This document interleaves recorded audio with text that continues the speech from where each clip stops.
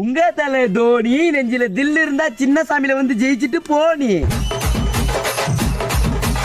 உங்க கிங் கோலி மவன சிஎஸ் கேட்ட மோதுனா மொத்த ஆர்சிபி டீமும் காலி. தமிழ்நாட்டுல ஃபேமஸ் காஞ்சிப்பட்டு தோனிய வச்சு என்னமா குடுக்குறீங்கடா முட்டு.